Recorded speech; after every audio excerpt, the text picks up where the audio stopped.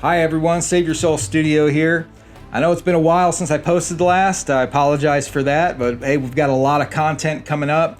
I did Inktober in the month of October. I've got a video coming for that. I'm working on a statue, actual sculpting project that I'm going to be bringing to you, Lord willing, and a lot of other projects and paintings and ideas and all that stuff in the mix.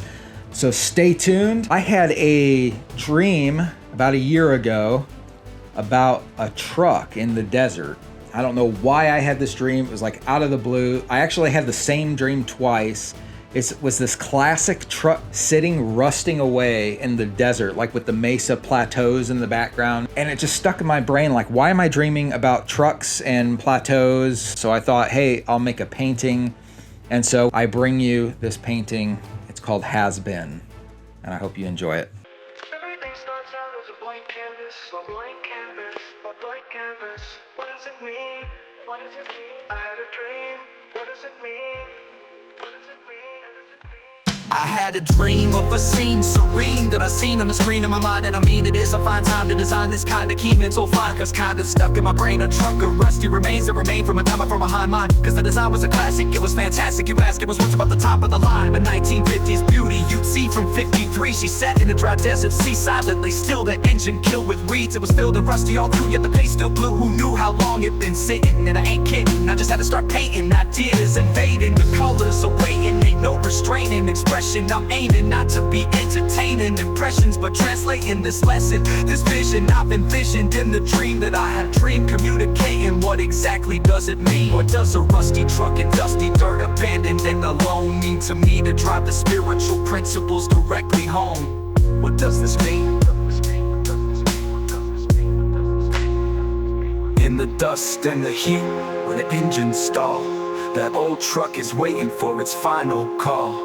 We gotta bring them back, bring them up, and always pray the mechanic may repair it, but not if time stands in the way. Oh yeah, then it struck me, see this truck you see all rusty and abandoned, it's really the same as a terrible parable of some that overcame. You see sin crept in and again, and it gotta stall and stop. Was it all forgotten, ain't being used? So we excuse, have you been a has-been when you up under the sun? Are you a has-been under the sun? The sun didn't die for you to die, to shy away to dry places. Complacent, must erase this, get back up to high places. Be built and lift them faces, get you to his graces. In the dust and the heat, where the engines stall, that old truck is waiting for its final call. We gotta bring them back, bring them up, and always pray the mechanic may repair it, but not if time stands in the way.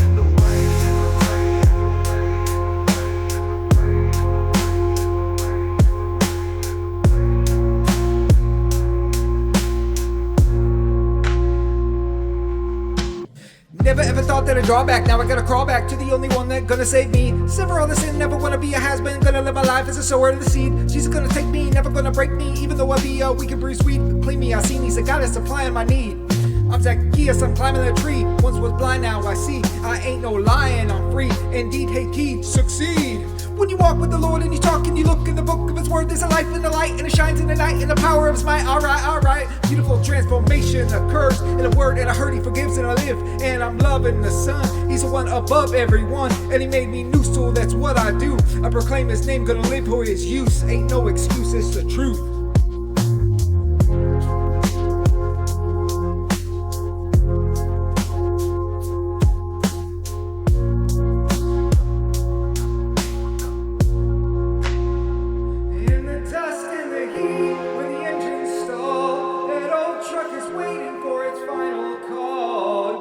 Bring them back, bring them up, and always pray the mechanic may repair it, but not if time stands in the way.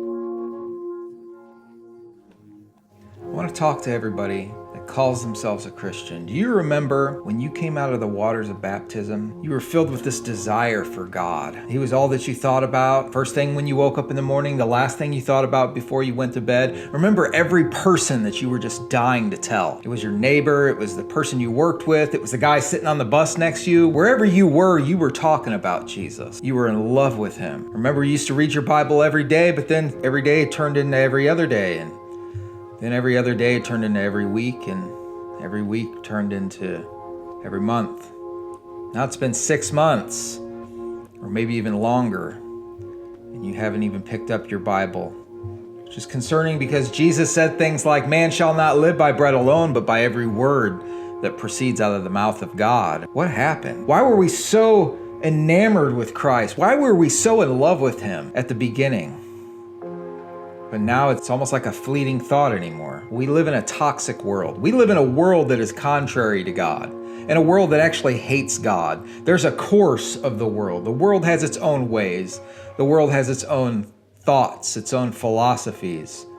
All of them are contrary to God. And we live in that environment. It has like a sapping effect on our energy. Like a man that's out in the cold without a jacket, it begins to draw away on our strength until we find ourselves weak.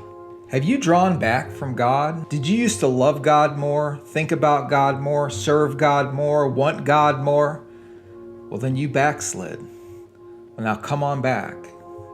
The Lord, or in this instance, the mechanic, he's able to make the repairs. There is such a thing as a backslidden state that's not too far gone, but time stands in the way of these things. Time erodes things. In the world, time causes rust, corrosion, decay. Spiritually, it causes the same thing too. Those who sit idle in the world, who aren't about the work of the Lord, they find themselves rusting away, so to speak. Time can be our friend in that God is patient with us and he's giving us time to come back to him. Come back to me, he says. Time is our friend, but time is also our enemy. The longer that a person persists in a state of alienation and at a distance from God, the more of a corrosive effect it has on the soul, a hardening effect. You know, the mechanic can repair it, but not if time stands in the way. Today, if you will hear his voice, don't harden your heart as in the provocation.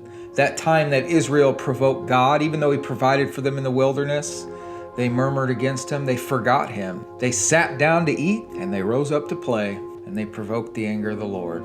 The Lord, he can fix it. You got to come to him. Today, will you hear his voice? The mechanic can repair it, but not if time stands in the way.